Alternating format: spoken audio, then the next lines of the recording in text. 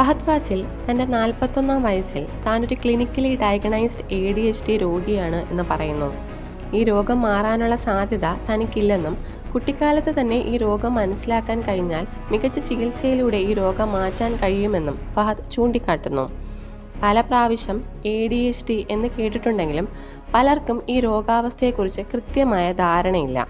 എന്താണ് ADHD എന്ന രോഗാവസ്ഥ? എന്താണ് ഇതിൻ്റെ രോഗലക്ഷണങ്ങൾ? നാഡീവ്യൂഹ വികാസവുമായി ബന്ധപ്പെട്ട തകരാറാണ് ADHD അഥവാ attention deficit hyper activity disorder. ഒരു കാര്യത്തിലും ശ്രദ്ധ പതിപ്പിക്കാനാകാതെ വരുന്ന ഇൻഅറ്റൻഷൻ, ഒരു കാര്യത്തിലും ക്ഷമയില്ലാതെയുള്ള എടുത്തുചാട്ടം, ഒരു നേരം പോലും അടങ്ങിയിരിക്കാതെ ഓടി നടക്കുന്ന ഹൈപ്പർ ആക്ടിവിറ്റി, ഒരാളുടെ പ്രായത്തിന് അനുയോജ്യമായ വിധത്തിൽ പെരുമാറ്റം നിയന്ത്രിക്കാൻ കഴിയാതെ വരിക, ഇതൊക്കെയാണ് ഈ രോഗത്തിൻ്റെ പ്രധാന ലക്ഷണങ്ങൾ. ചെറുപ്പത്തിൽ തന്നെ ഈ അവസ്ഥ മനസ്സിലാക്കി പരിഹാരം കണ്ടെത്താൻ ശ്രമിച്ചില്ല എങ്കിൽ പ്രായമാകുമ്പോഴും ഈ അവസ്ഥ പിന്തുടരും. കുട്ടികളിലാണ് സാധാരണയായി ഈ അവസ്ഥ കാണപ്പെടുന്നുവെങ്കിലും മുതിർന്നവരിലും ഈ രോഗം കാണപ്പെടുന്നുണ്ട്. ഈ അവസ്ഥയിലെ രോഗലക്ഷണങ്ങളിൽ പ്രധാനി മറവി തന്നെയാണ്. ഈ മറവിക്ക് കാരണം ശ്രദ്ധയില്ലായ്മയാണ്.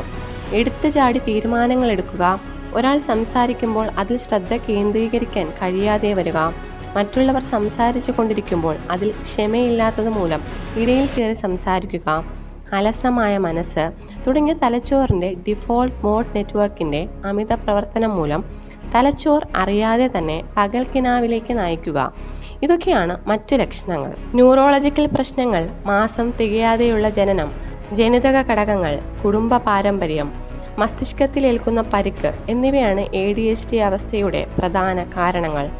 ശാരീരിക രോഗാവസ്ഥ പോലെ ശ്രദ്ധ കിട്ടാതെ പോകുന്നതാണ് പലപ്പോഴും മാനസിക പ്രശ്നങ്ങൾ, പ്രത്യേകിച്ച് കുട്ടികളുടെ പല മാനസിക വൈകല്യങ്ങളും കുറുമ്പും കുസൃതിയുമൊക്കെയായി രക്ഷകർത്താക്കൾ കണക്കാക്കും.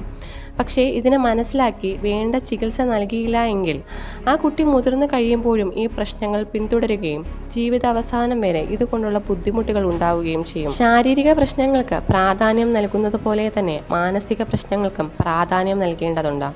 പലപ്പോഴും മാനസിക പ്രശ്നങ്ങളിൽ രോഗി ആ രോഗത്തെപ്പറ്റി അറിയുന്നില്ല എന്നുള്ളതാണ് രോഗത്തിൻ്റെ വ്യാപ്തിയെ ഇരട്ടിപ്പിക്കുന്നത്. നമുക്ക് ഇങ്ങനൊരു പ്രശ്നമുണ്ടെന്ന് കരുതി ഇതിനെക്കുറിച്ച് കൂടുതൽ ആകുലപ്പെടേണ്ടതില്ല. എന്തിനുമുള്ള പരിഹാരം നമുക്ക് ചുറ്റും തന്നെയുണ്ട്. അത് നാം തന്നെ കണ്ടെത്തേണ്ടിയിരിക്കുന്നു.